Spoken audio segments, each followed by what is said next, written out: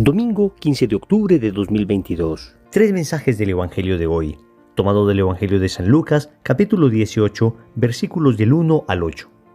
En aquel tiempo, Jesús dijo a sus discípulos una parábola para enseñarles que es necesario orar siempre sin desfallecer. Había un juez en una ciudad que ni temía a Dios ni le importaban los hombres. En aquella ciudad había una viuda que solía ir a decirle: «Hazme justicia frente a mi adversario». Por algún tiempo se estuvo negando, pero después se dijo a sí mismo: «Aunque ni temo a Dios ni me importan los hombres, como esta viuda me está molestando, le voy a hacer justicia, no sea que siga viniendo a cada momento a importunarme». Y el Señor añadió: «Fíjense en lo que dice el juez injusto, pues Dios no hará justicia a sus elegidos que claman ante Él día y noche, ¿o les dará largas? Les digo que les hará justicia sin tardar. Pero cuando venga el Hijo del Hombre, ¿encontrará esta fe en la tierra?». Palabra del Señor. Gloria a ti, Señor Jesús. Queridos amigos, tenemos hoy la famosa parábola del rey inicuo o del rey injusto. Y la enseñanza de la parábola se saca de un contraste. Si un rey que no teme ni a Dios ni respeta a los hombres hace caso a la insistencia de una viuda, ¿cómo será un Dios que nos ama permanentemente, que cuida de nosotros en cada momento, un Dios que tiene contado cada uno de los cabellos de nuestra cabeza? ¿Cómo será la atención de ese Dios bueno por cada uno de sus hijos? Vamos entonces a meditar tres mensajes de este Evangelio. Primero, no te canses de orar. Segundo, confíate a la justicia de Dios.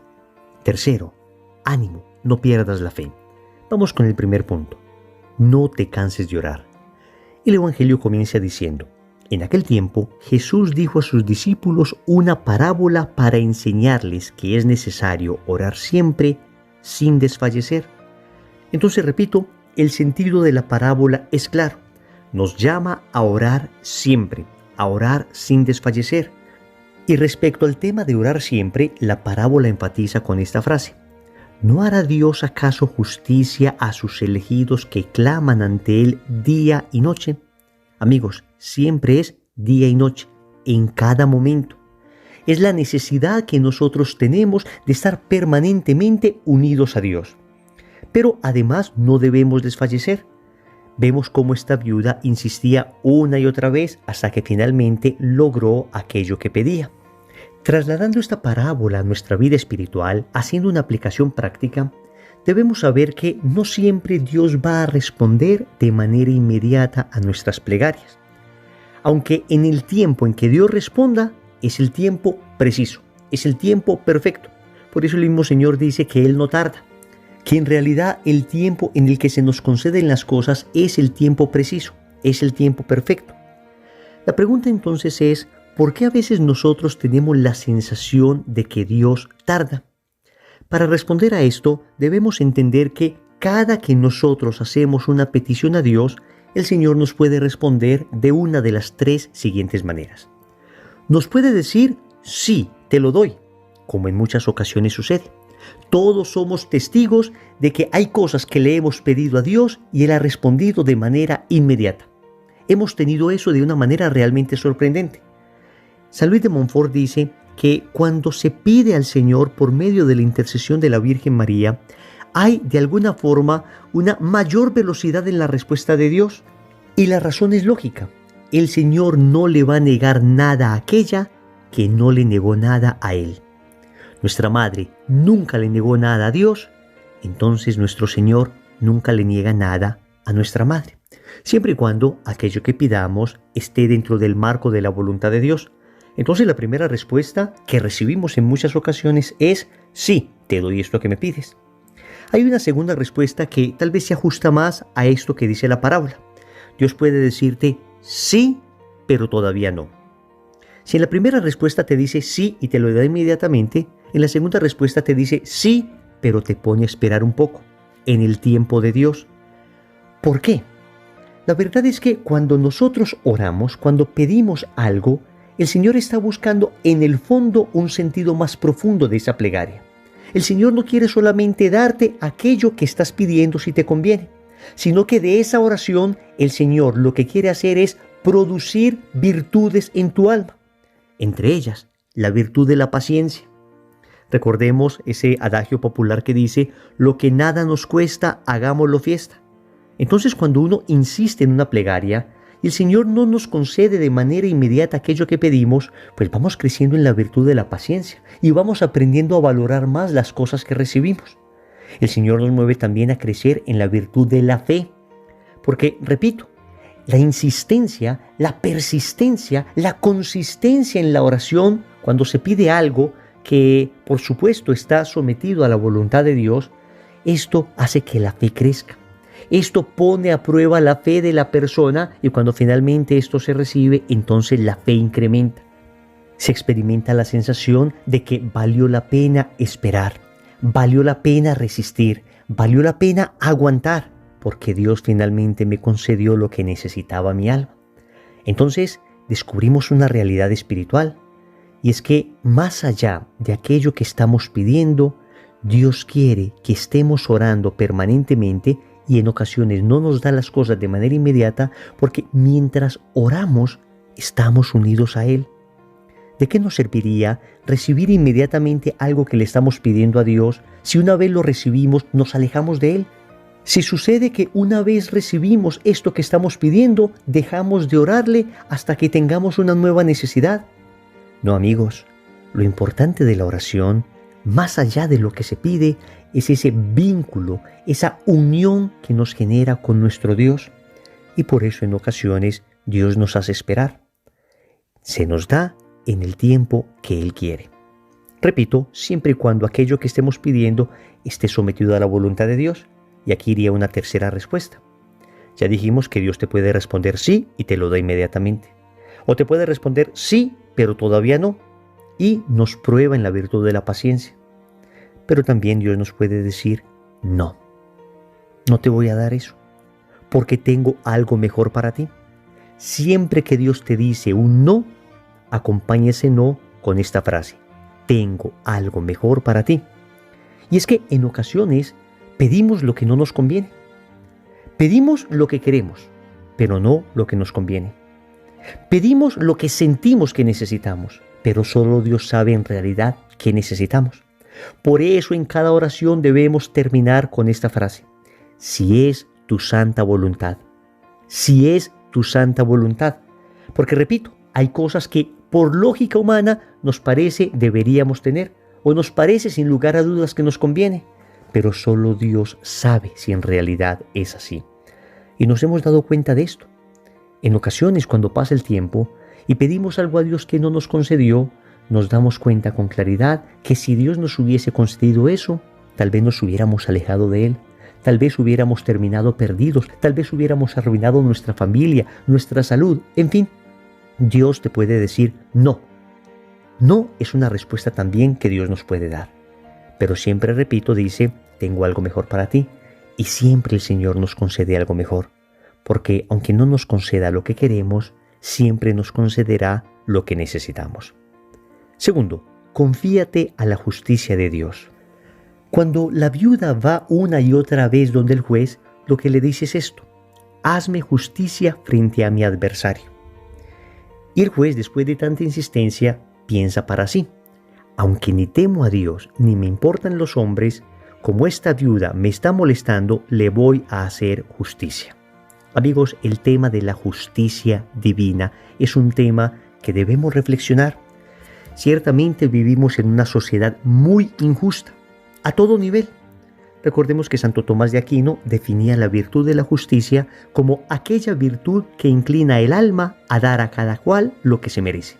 Óyeme bien, es la virtud que inclina al alma a dar a cada cual lo que se merece. Entonces, el primer acto de justicia que nosotros deberíamos tener es justicia respecto a nuestra relación con Dios. Lo primero que nosotros debemos hacer es darle a Dios lo que se merece, es decir, tributarle nuestra vida, un culto de adoración, un culto de entrega. El primer acto de verdadera justicia es una profunda conversión de cada uno de nosotros hacia la voluntad de Dios. Precisamente porque no vivimos de cara a Dios, porque no nos hemos convertido suficientemente, es que se han derivado todas las demás injusticias que vemos en la sociedad. Esas injusticias sociales en las que vemos a los ricos cada día más ricos y los pobres cada día más pobres. En la que vemos a un grupo de políticos que desafortunadamente se roban los recursos de un pueblo hambriento, un pueblo que crece en la ignorancia. Esto genera estallidos sociales. Esto, por supuesto, es aprovechado por algunos políticos para azuzar el odio, para levantar todavía mayores muros de división en los pueblos, para generar intrigas, luchas de clases. Queridos amigos, todo es producto precisamente de la primera gran injusticia.